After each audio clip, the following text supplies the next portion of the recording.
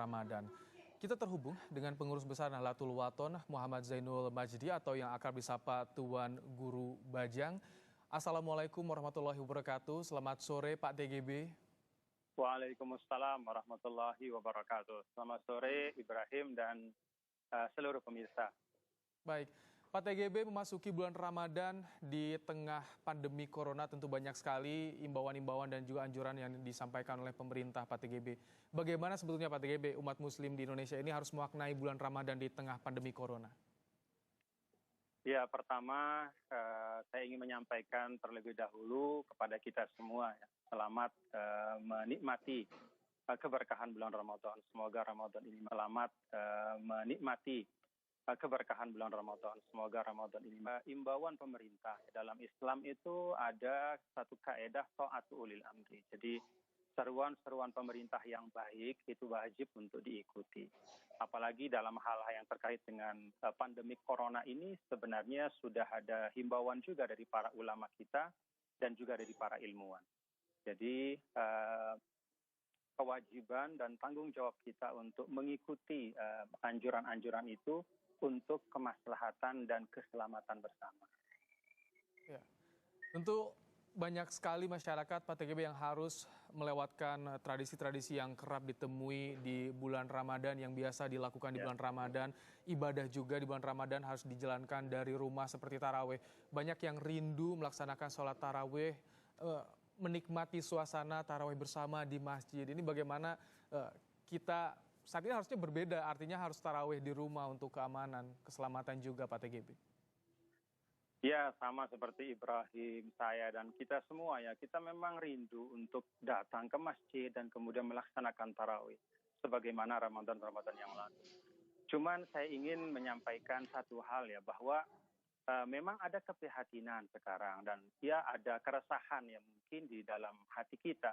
Tapi saya mengajak kita untuk pertama ya tetap mensyukuri ya datangnya bulan suci Ramadan, kita masih sehat walafiat. Dan yang kedua, sesungguhnya hal-hal yang terpenting dalam Ramadan itu masih dapat kita laksanakan.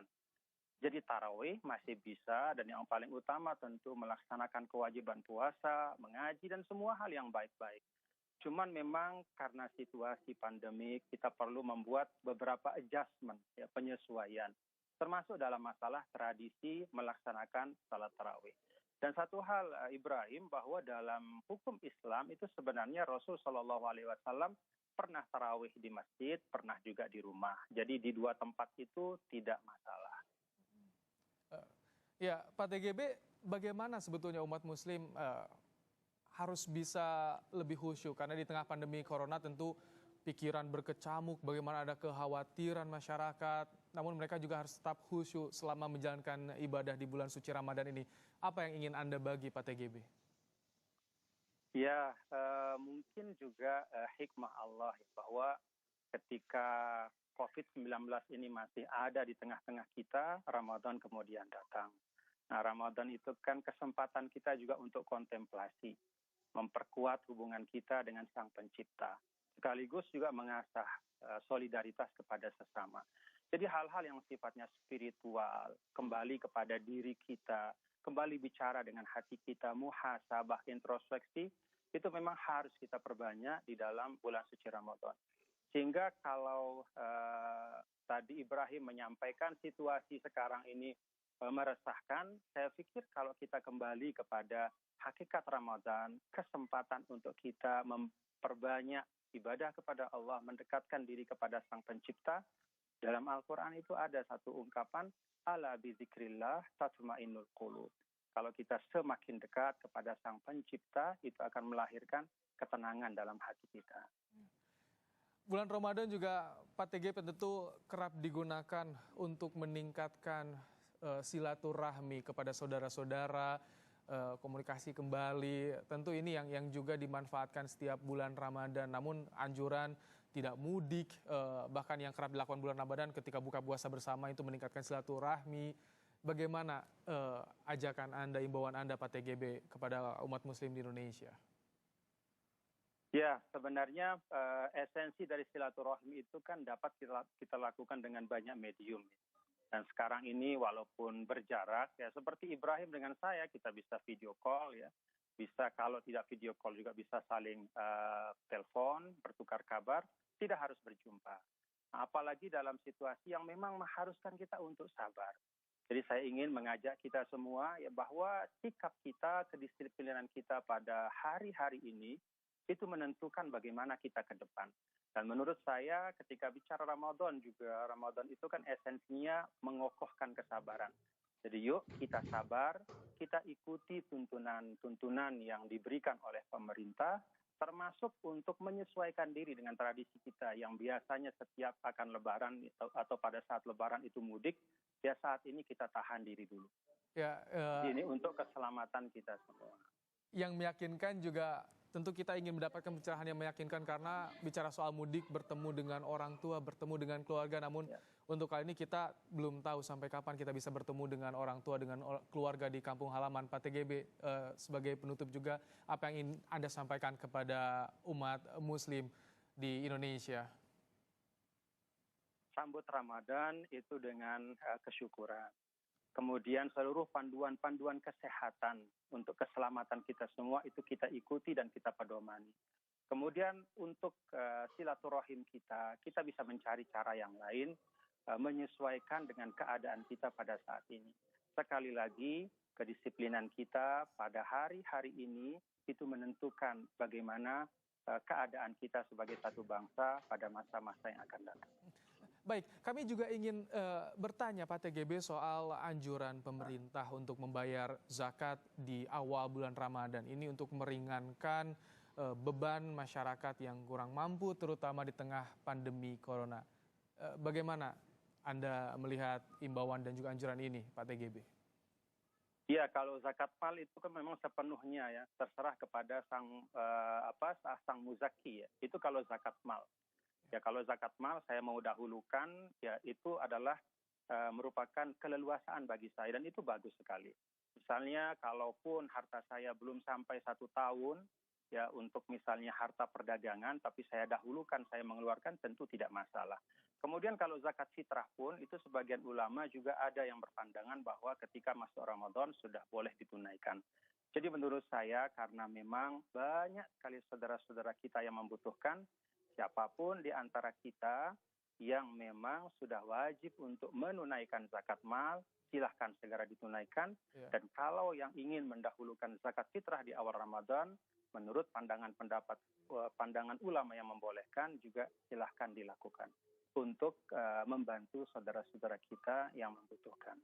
Termasuk bagaimana kita akad zakatnya Pak TGB soal harus menjaga jarak, mengikuti protokol kesehatan, apakah juga tidak apa-apa seperti skemanya transfer atau juga penyalurannya secara tidak langsung? Iya, jadi esensi zakat itu kan dapat kita tunaikan dalam keadaan apapun. Teknisnya bisa menyesuaikan. Dengan transfer, dengan banyak sekali ya, medium yang bisa kita pakai sekarang, kita bisa menunaikan itu dengan jauh lebih mudah dibanding masa-masa yang lalu. Baik, artinya dengan kemudahan, dengan era digital, masyarakat tentu akan lebih mudah melaksanakan ibadah di bulan Ramadan, tapi juga tetap mengikuti anjuran pemerintah, Pak TGB ya? Ya, Ibrahim nggak ada yang kurang dari Ramadan kita tahun ini. Kita hanya perlu membuat sedikit penyesuaian, dan itu insya Allah tidak akan mengurangi ya, kemuliaan dan keafdolan dari bulan Ramadan kita.